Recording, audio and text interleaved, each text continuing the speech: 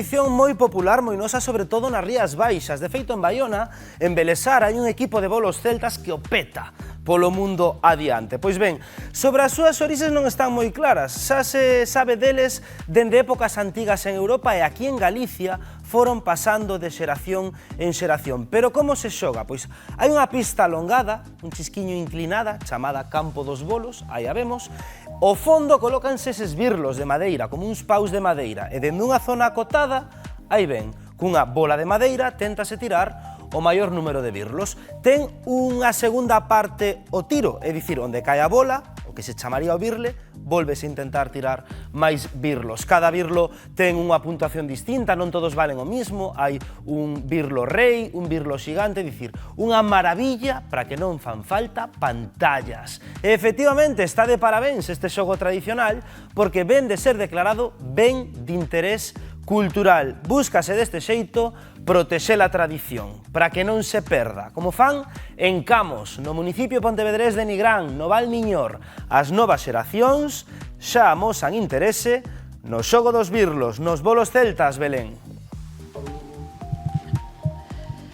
Pois sí, as novas xeracións veñen pisando forte. Mirade por aí que imaxe máis bonita, estes dous nenos aí coa súa bola. Manu, que tal? Bo día. Cantos anos tes e quen che amosou a xogar este fermoso deporte? Teño 8 anos, levo 2 anos xogando aos bolos, enseñoume meu pai e meu avó, e son campeón galego. Moi ben, campeón galego. E por aquí tamén temos a Alfonso, contame. Eu teño 11 anos, enseñoume ao meu avó aos 4 anos e son campeón galego. Dous campións galego. Falei con dúas persoas e dúas campións. Atención, que está Marisa aí atenta xa para lanzar. E por aquí falamos tamén con Belén. Contame que consiste este deporte. Pois este deporte plántanse 18 bolos. Cando caen todos e non pasa ningún bolo, pois son 18, pero cando pasan aquela raya do fondo vale o bolo 10. Entonces, si pasa un bolo vale 27, si pasan dous son 36 e a bolada máxima suele ser de 45, que pasarían 3 bolos. Eu teño entendido, ademais, que ti eres campeoa de España. Sí, fun campeona 2 anos seguidos en bolo mixto, que consiste en home e muller xogando, logo no femenino tamén. Hai diferentes modalidades, veteranos, junior, juveniles. É un deporte pois moi arraigado aquí a esta zona e moi bonito. Moi bonito, estamos vendo aí a Alfonso que fixo aí unha lanzada tamén moi boa. Isidro, bo día, estamos contentos porque ven de ser declarado ben de interés cultural este deporte. Estamos contentísimos, levábamos tempo intentando conseguir isto, un proceso largo, pero ao final chegou. Isto é moi importante porque é a forma de que se conserven os bolos en Galicia e de todas as modalidades, as 18 modalidades que hai, que non desaparezan. Estamos, vamos, impresionante, pero o millor é que ti probes... Probo eu. E que tires aí, a ver que tal. Voume atrever, compañeiro, seguídeme, isto pode ser un desastre, pero bueno, eu vou no intentar, vale? Entón, teñome que poñer aquí, verdade? Este pé para aquí, este para aquí... Collo a bola, a ver o que sae daqui. Aí vai, Unha, dúas...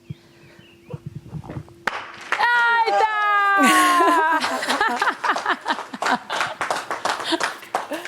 Bueno, pois non se irá nada máis para Belén, non? Pois xa sabe, ten que continuar coa tradición en Muros.